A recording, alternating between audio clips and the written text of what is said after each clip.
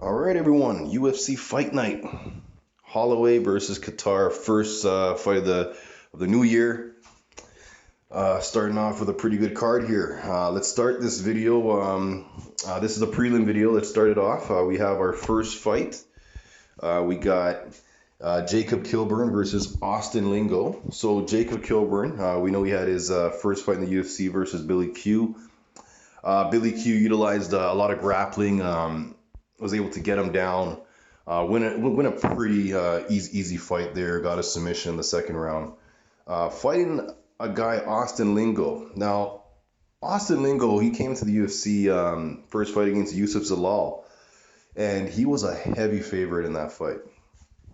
Heavy favorite. Yusuf Zalal obviously is a lot better than what the UFC thought or what the bookies thought at the time, where he's now one of the top prospects in the UFC here. He's looking pretty good, looking really good. So losing to Yusuf wasn't that big of a setback for Lingo. Now, one thing I liked about that fight was Yusuf Zalal definitely out MMA'd Austin Lingo, took him down, pretty much beat him up over 3 rounds, got a decision. But I like that Yusuf wasn't able to get the finish on Lingo. Lingo survived as well. Lingo was able to get up from the bottom, so that showed me heart, the know-how. This fight, how I see this one going here, I don't think Lingo's going to have to worry about Kilburn getting the takedowns. I think Kilburn's way to win this fight is if he could somehow hurt Lingo and finish him, or kind of hurt him, drop him, get a submission after that. But I don't think that's going to happen. I don't think Kilburn's striking is that good. Plus, Austin Lingo has a lot of power. He has a lot of first-round finishes. So he has a lot of power. He's definitely going to be able to march down Kilburn, not have to worry about takedowns. So it's going to be strictly a striking fight. And I'm pretty confident Austin Lingo is going to get the win here. I think the UFC wants Austin Lingo to win here. They gave him an opponent that kind of favors to his style. So I'm going to take Austin Lingo here first fight. And I think he's going to get the knockout. So first fight, Austin Lingo. If you want to take a shot with the knockout. Second fight, Sarah Moraz versus Vanessa Mello. This fight, I would not recommend putting a lot of cash down on this fight. These are two very low-level fighters in the UFC. Moraz, Tapology likes Moraz here. So yeah, my opinion of these fighters here, Sarah Moraz, she has lost pretty much almost every fight in the UFC. She did beat Angela Evans-Smith, armbar, and Liana Jojua, ground and pound in the third round. Liana Jojua is not that good. She's not a good fighter, but still, that's a win in the UFC. Vanessa Mello is still looking for that first win in the UFC, but again, she only fought killers: Carol Rosa, Tracy Cortez, Aldana. So she fought three pretty good fighters. This fight I can't really be confident with, but if I have to make a pick for the channel, I'll go with Sarah here. I think she's a bit better. She seems a bit better, and plus she has the ability to get this to the ground as well and do a lot of work there. And she might be better standing up as well. So I think she might be better in the stand-up. I think she's better in the grappling. So she arguably is better everywhere. Again, I don't like the odds for the cost for Sarah. She's not the type of fighter that I would like to lay that much juice on as such a heavy favorite. But if I have to pick for the channel, I'm going to take Sarah here to win a decision. So Sarah's my pick on that one. Now the next fight, we got David Zawada versus Ramazan Emeev. Pretty confident on this fight here. I like Ramazan Emeev to get this done. Dagestan grappling, he has the takedowns. Tough fighter, scrappy.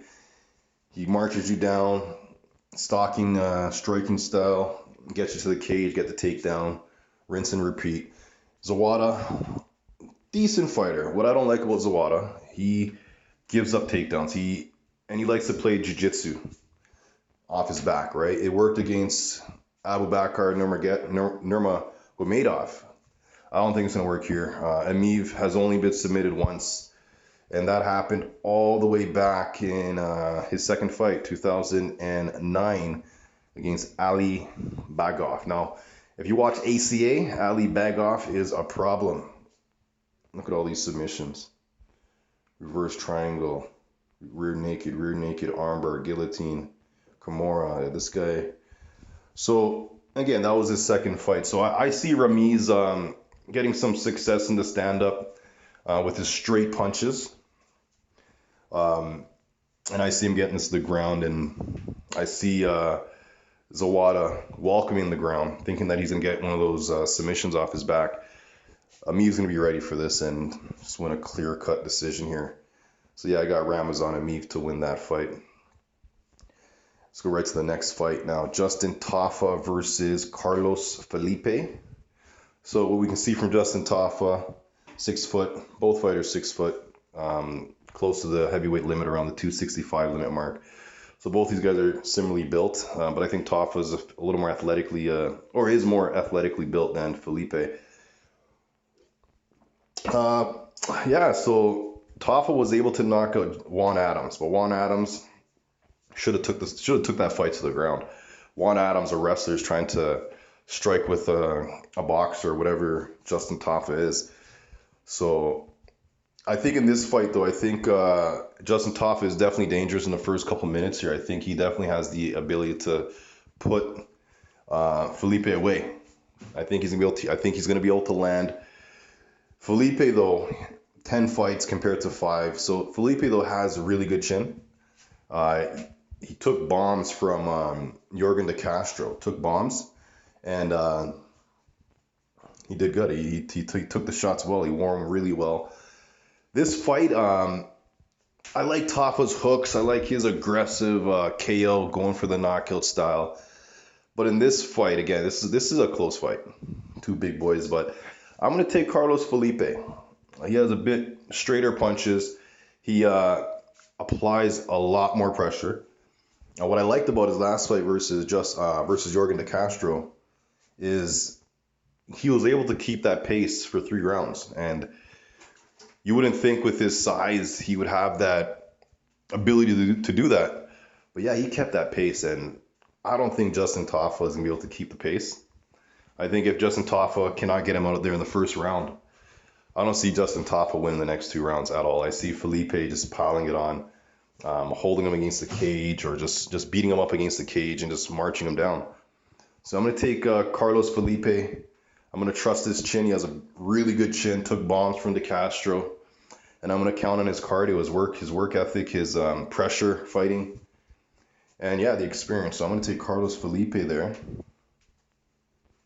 Let's go to the next fight. Who do we got? We got Jocelyn Edwards versus Yanan Wu. So this fight, it's a tough fight to call, because when you look at these fighters, like Tapology likes Wu 74 to Edwards 26. Now, one thing I noticed about Edwards when I saw her fights, she does not have any real competition on her record. She doesn't have any like good opposition, so she's definitely winning these fights. As well, what I'm noticing, she's knocking out these girls in the first 2 rounds, so she's doing what she's supposed to do if you're given easier fights. So all in all, though, I like Jocelyn's athleticism. She has pretty quick punching for that division, pretty quick strikes. She's pretty athletic for that division, more athletic than Yanan Wu. Now, what I'm seeing from Yanan Wu, I'm not sure what she's good at, if she's a grappler or a striker, because I don't think she's that good in either area. I guess she's a jack of all trades, I guess. Like, she does everything equally or okay, but she got outstruck by Inui, who was a much smaller fighter. She was losing the Lauren Mueller fight. She was getting beaten down, and then she got a submission from the bottom. And Gina Mazzani fight. She made Gina Mazzani look like a contender. Gina Mazzani was destroying her in that fight. And Gina Mazzani, she's not that high level, right? So, so in this fight, it's a tough fight. I know Jocelyn Edwards opened up as an underdog. I actually think she's going to win this fight here. I think this is a good spot for her. I think she'll be the first Panamanian fighter in the UFC, could be. So yeah, so she might be. I think this is a good spot. I know she got the fight 2 weeks. She only had 2-week notice for this fight, but I think that's enough time here.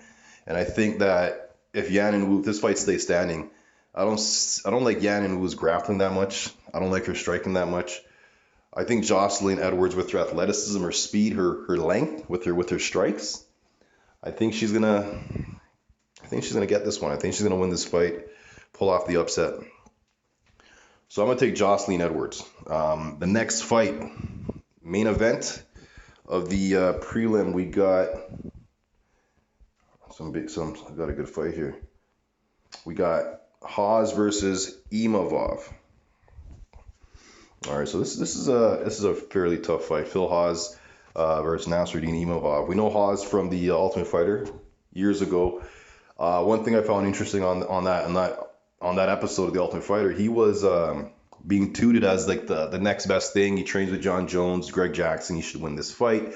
Easy win. He should win the whole show. He was supposed to be the best prospect on that show.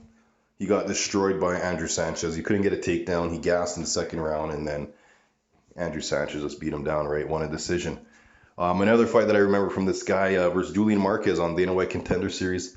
Looked good in the first round. Second round, gassed out. Couldn't get the takedown, and then Julian knocked him out. After that, he hasn't really fought in the best competition. Like, he's fought in okay guys, but nothing much there. So what I'm seeing is when he steps up against well-rounded fighters, like he's getting taken out, right? Like after that first round, if he's not able to finish in the first round, he has a real hard time. See, if you look at his record versus Andrew Sanchez, that went to decision, so that's more than first round. He lost that. Joshua Key, he won that in the first round. Luis Taylor, he lost that fight in the second round. Julian Marquez, he lost in the second round. Now he won Wilcox first round, Schrober first round, Fraga, first round Besleyev, first round Malkoun. So what do we see here is that when he's fighting these more advanced fighters that are more well-rounded, if he doesn't finish them in the first round, there's a good chance he's going to get worked, right? So he's going to be fighting a Dagestan fighter that has decent wrestling. He's shown some wrestling, but his wrestling is not on the level of Hawes. Hawes, I believe, is an NCAA level wrestler. But he has that Dagestan grappling, right? So, but this guy is a really good striker. He has good boxing, fast sniper hands, like fast, straight jab. I have him as the better striker in this fight. How I see this one turning out, I think Phil Hawes could look good in the first round. Phil Hawes could obviously win this in the first round. When you look at his record, that's where he does his damage. But in this fight, yeah, this guy's been submitted once in the first round, and he lost a unanimous decision. But aside from that, this guy's gone decision a couple times as well. So this guy, I like him here. I think that he survives that first round.